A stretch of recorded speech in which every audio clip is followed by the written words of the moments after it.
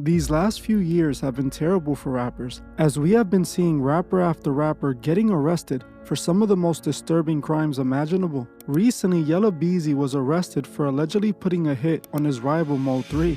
This situation was an attempt of keeping a gangster gone wrong, as Yella thought he was gonna take out his rival and ride off into the sunset untouched. This concept of keeping it real and proving they're gangster has become a cancer to the culture, as Yella Beezy is only one rapper of many who have gone down the same path of crashing out, proving just how gangster they really are, only to find themselves in custody, waiting for their demise. Hey guys, I hope all is well. Welcome back to The Truth Is, where I drop new videos every other day exposing the truth. In today's episode, we will be talking about the rappers who went outside trying to prove they're gangster. Let's get right into it. In hip-hop, being a cold-hearted killer is rewarded by the fans, as fans love when rappers are living what they're rapping. Unfortunately, fans love to see rappers destroy each other for their entertainment. They love hyping up a beef that leads to a rapper crashing out. Then the fans pretend to act dumb when someone ends up dead. We have seen this time and time again. Rappers throwing away their career and lives to prove to the internet they are as real as they claim to be. Rappers that are willing to throw away all they built so that people that they don't even know will acknowledge how real they are. This is the exact story of the three rappers we will be talking about today. Three rappers who wanted to prove that they were as real as they come, only to find themselves awaiting their demise. Yella Beezy is a 33-year-old Texas rapper who was recently arrested for allegedly hiring a hitman to take out his rival Texas rapper Mo3 back in 2020. Back on November 11, 2020, rapper Mo3 was driving on Interstate 35 when he noticed a car tailing him. He realized this car wasn't just tailgating, but was actively following him. In the middle of the highway, Mo3 decided to stop his vehicle and attempted to make his way to the passenger side, where it's believed he was attempting to retrieve his weapon. Unfortunately, it was too late, as two men had hopped out the vehicle that was following him and began to run down on Mo3. Mo3 attempted to make a run for it, but unfortunately wasn't able to get too far before the gunman unloaded in his direction, ending him right on the busy highway. Mo3 met his demise in the middle of traffic, and sadly, his body remained there for several hours before the authorities arrived. The 28-year-old rapper was gone, and at first, no one knew why. Why were these men so desperate to eliminate Mo3 that they were willing to do it in broad day in the middle of a busy highway? Not long after the incident, the world would start to get answers, as the following month in December 2020, the authorities announced the first arrest in the death of Mo3, a man by the name of Kewan Dontrell Wright, with the second shooter Devin Maurice being arrested in April 2021. The two men responsible for the death of Mo3 were arrested, and Mo3's family had gotten their justice. Or did they? As even with these men being arrested, a motive behind the killing wasn't revealed. Why did these two men commit this brazen crime in broad daylight? What was their issues with the rapper? For the longest, people speculated that the hit was orchestrated by another Texas rapper, Trap Boy Freddy, who moments after Mo3's death posted a video driving by the same highway where Mo3 was taken out, seemingly mocking him. Trap Boy Freddy was also closely connected to rapper Yella Beezy, and it was well known that Mo3 and Yella Beezy were beefing. Even though online people speculated that Trap Boy Freddy was likely responsible, no further arrest came. It appeared that the situation was over, and the two men arrested were the sole people behind the hit. Almost 4 years would pass after the arrest of the two shooters. Right when the world least expected it, the authorities arrested Yella Beezy and charged him with murder for hire, accusing him of being the man who hired the two gunmen who took out Mo3. The missing piece was finally revealed, and while people were shocked, they weren't surprised, as Yella Beezy seemed like one of the prime suspects since the very beginning. But the question many people were left with was, why was Yella Beezy and Mo3 beefing to begin with? What led to the beef getting to the point where someone had to lose their life? Believe it or not, at one point, Mo3, Yella Beezy, and Trap Boy Freddy were all friends before it went south, with all three of them being seen pictured together here. Now, no one seems to know 100% what started the beef, with some people suggesting the beef started over a girl they were messing with, while others say it was rooted in jealousy. Most of the information I was able to find out suggested that the beef was initiated by Yella Beezy, with people claiming Yella Beezy was behind the death of a close friend of Mo3, a Texas comedian named Roy Lee. Roy Lee had done an interview where he dissed Yella Beezy. Roy Lee was seen on social media aiming many of his jokes at Yella Beezy, turning him into the butt of the joke, which angered Yella Beezy because he felt it was ruining his gangster reputation. This led to Roy Lee being targeted by Yella Beezy allegedly, being shot once in the leg. It was alleged that after Mo3 found out Yella Beezy was behind the death of his friend, it sparked a beef between the two. It was alleged he attempted to take out Yella Beezy in retaliation for Roy Lee, allegedly catching him in a club and chasing him down, ambushing him, and unloading into Yella Beezy's car, striking him several times. This would leave him in critical condition. After this, Mo3 seemed to brag about being behind Yella Beezy getting shot, letting the city know he was the one who did it in many of his songs. This already escalated a heated beef to new levels, and soon, Mo3 would pay for it with his life. Now, according to the feds, Yella Beezy was the man who paid the two shooters to take out Mo3. Now, Yella Beezy is facing life in prison, and even the possibility of the death penalty. Sadly, this has become the same outcome for many of these gangster rappers. Men with fragile egos who are more concerned about what people think about them online than taking advantage of the opportunity they have in front of them. Both Mo3 and Yella Beezy were tricked out of a successful music career and a good life to prove they were truly the gangsters they claimed they were in their songs. They both rapped about their crimes to let the world know they did them, antagonizing the other side and pushing each other to crash out. These rappers wanted street cred more than they wanted success, and sadly, both ended with similar outcomes: a wasted life. While it was going on, the fans egged it on and enjoyed watching these two men beef. They cheered it on until both rappers ended up in a box. This is the same story we see from the Lil Durk and Quando Rondo beef.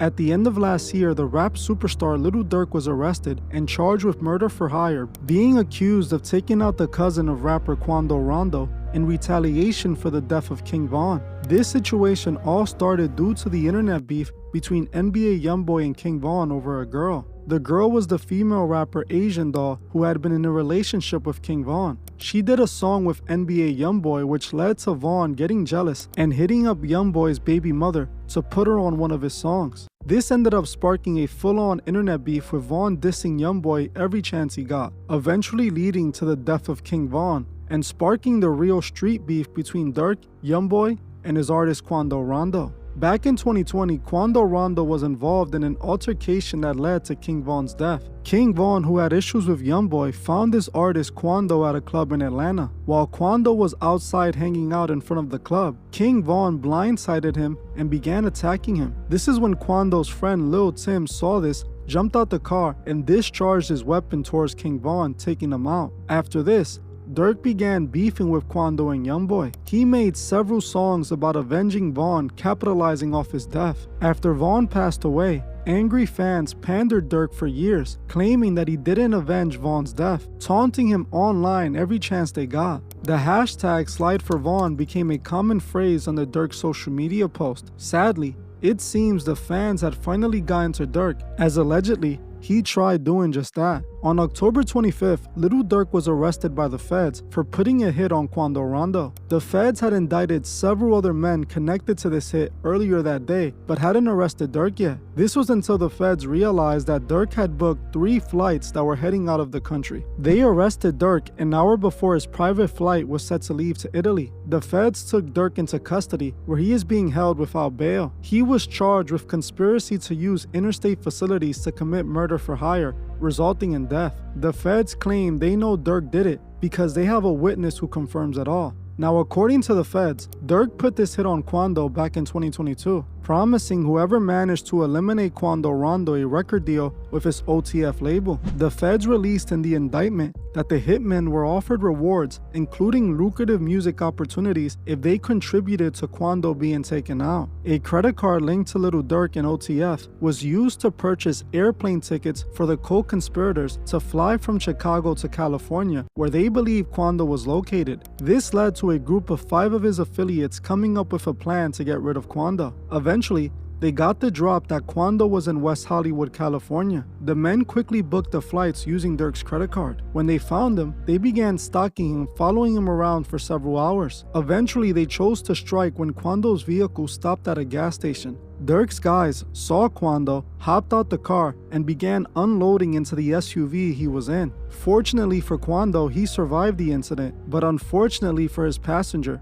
he wouldn't. A close family member of Quando passed away due to the hit, as he was struck instead of Quando. Videos of Quando crying over the passing of his cousin quickly went viral. At first, people didn't know Durk was the man responsible for the hit, as it was believed it could have been a robbery gone wrong or a gang retaliation. But in November 2024, it was confirmed that Durk got his get back. He finally slid for Vaughn like the internet trolls who were antagonizing him begged him to do. He let the internet influence him to crash out. Now the feds are looking to give him life for putting the hit on Quando. Just like Yella Beezy, Lil Durk let the internet and the fans get him to crash out, all over a reputation that honestly means nothing. Lil Durk wanted to prove to the fans that he was a real gangster and that he was down to crash out to prove it. Now King Von is gone, Lil Pav is gone, and Durk is awaiting his demise, and it doesn't look good for him. His desire to be a real street gangster got the best of him. He not only paid for a hit, but bragged about doing it in several songs.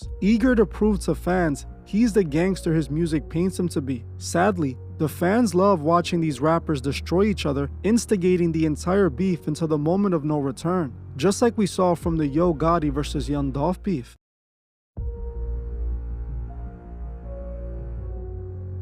The Yo Gotti vs Young Dolph beef ended very similar to the others we have just talked about. A petty beef fueled by fans, jealousy, and hood credibility led to the death of many. Not only did Young Dolph lose his life, but so did Yo Gotti's big brother Big Juke and many others from each side. The problems between Young Dolph and Yo Gotti are rumored to have all started when Young Dolph slept with Yo Gotti's girl at the time, which made Gotti dislike him. It is also believed the beef could have been started due to Young Dolph turning down a record deal offered to him by Yo Gotti. Not long after this rumor, Yo Gotti and his CMG crew started dissing Young Dolph. This leads to disses coming from both sides, sparking the beef publicly. Not long after the diss songs, the violence came, and that's when the attempts on Dolph started. The first attempt was when he was ambushed inside of his bulletproof truck, with alleged CMG associates unloading over 100 rounds into the truck, with Dolph miraculously surviving the attempt. Dolph would even make a whole song dissing CMG for not taking him out. Shortly after that happened, CMG rapper Black Youngsta was arrested, being accused of setting up the crime. He was eventually released, as not enough evidence was found to convict him.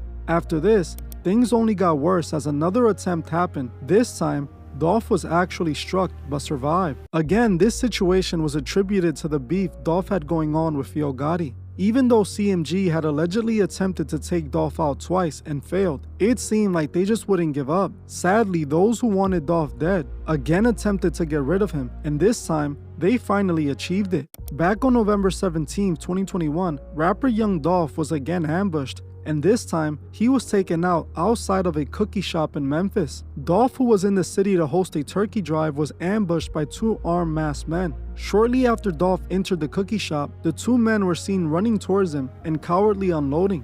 Dolph was struck multiple times and passed away due to his injuries. This was the last video recording ever seen of Young Dolph, a video of him walking right into his demise. While initially the police had no idea who was responsible, many in the streets and online believed they knew exactly who was behind it. His biggest rival Yo Gotti was quickly blamed, something that remained speculation until the man responsible for doing the crime came out and admitted it. On the very first day of trial, we saw the man responsible for taking out Dolph admit he was working for CMG. Cornelius Smith was one of the men arrested for what happened to Young Dolph. During the trial, Cornelius admitted to being one of the hitmen involved in the crime. In the courtroom, he not only admitted that he pulled the trigger alongside Justin Johnson, but he also admitted that he did it after CMG had put a $100,000 hit on Dolph. Cornelius testified that he was told about the bounty on Dolph by Hernandez Govan. According to Cornelius, he met Govan through Justin. Govan was trying to get Justin, who was a rapper by the name of Straight Drop, signed to CMG, as Govan knew people over at CMG, specifically Yo Gotti's brother Big Juke. According to Cornelius's testimony, he claims that Gavon told him and Justin that Big Juke was willing to pay $100,000 for them to take out Young Dolph. Jonathan agreed to do it for the money, but also as an offering to Yo Gotti and CMG, as he wanted to sign to their record label. So according to Cornelius, him and Justin waited until November because they knew Young Dolph was supposed to be hosting turkey drives all month in Memphis. So they took to the streets to look for him, and they found him. They began tailing Dolph all the way to the cookie store. When Dolph got out the car to get some cookies, the two men pulled a U-turn and drove into the parking lot. They hopped out the car and unloaded into the store, taking Dolph out on the spot. The two were injured as Dolph's brother returned fire, but they managed to jump back in the car and escape.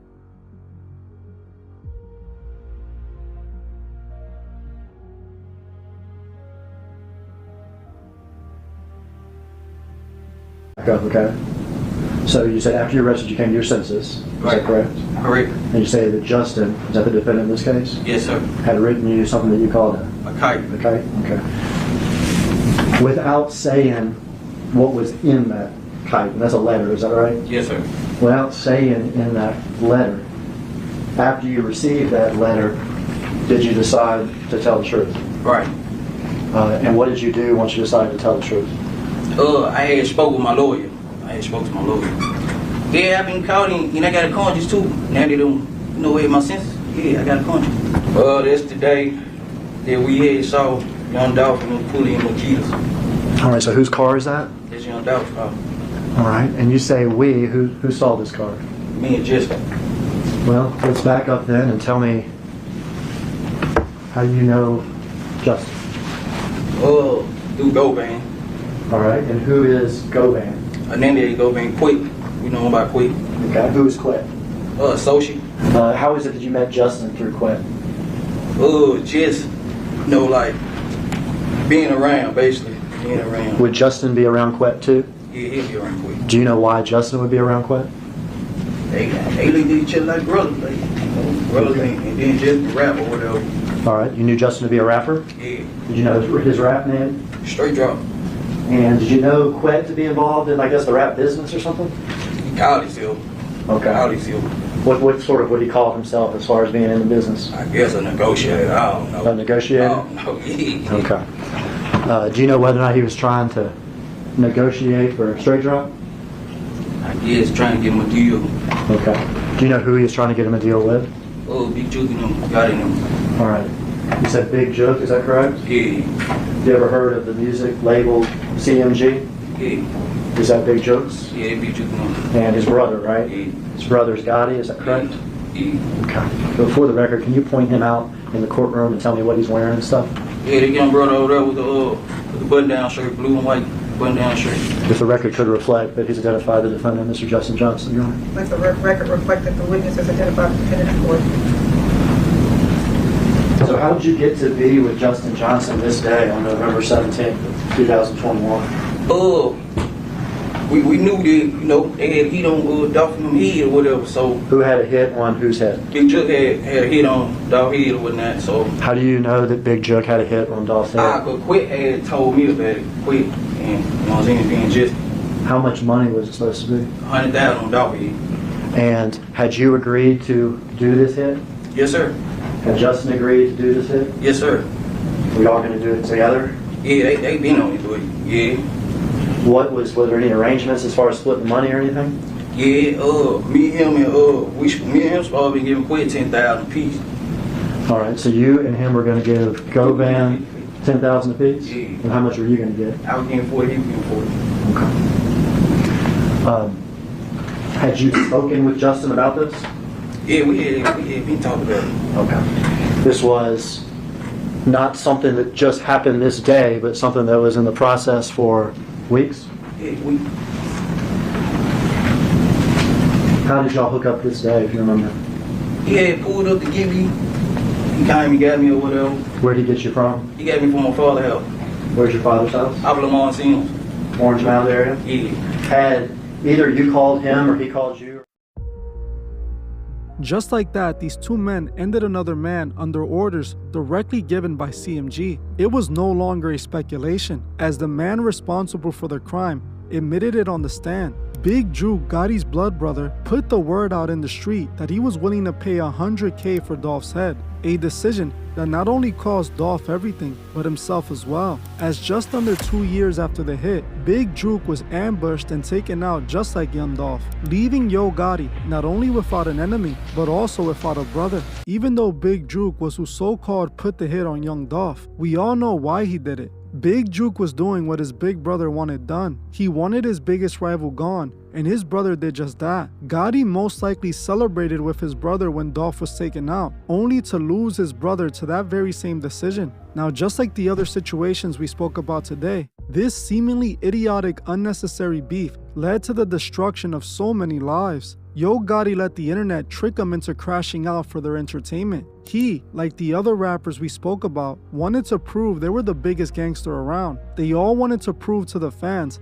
that their raps weren't cap. As much as these rappers are fueled by the fans, I can't solely blame the artists or the fans for this, as this entire culture of death music and beefing for the public was manufactured and fueled by the record labels. These record labels took the worst parts of hip-hop and amplified them, making it the most popular parts of the culture. Those who own these labels have been strategically signing more gangster rappers while avoiding conscious rappers. They spend hundreds of millions of dollars marketing gangster rappers and rewarding their behavior, leading to the demise of an entire generation. They promoted gangster rap until it became its final form, drill music, which was the result of years of their agenda. Kids are now literally throwing away their lives for diss records they can use to fuel a rap career that's paid for by the record labels. While the fans and the rappers are a part of the problem, they are both manipulated by the same people, the men who profit from it all and enrich themselves off death and pain of others. All of these men were tricked into throwing away their lives and influenced many other young men to do the same. While these industry executives monetized every moment of it, it's time we wake up. It's time we only push those who positively shape the community, not the puppet rappers who sold out to destroy it. We must be the change the culture needs. We have to show the music industry that the manipulation is over. We no longer will allow them to destroy us. Well, I'm gonna end this one here. I want to thank you all for watching, and I'll see you guys in the next one.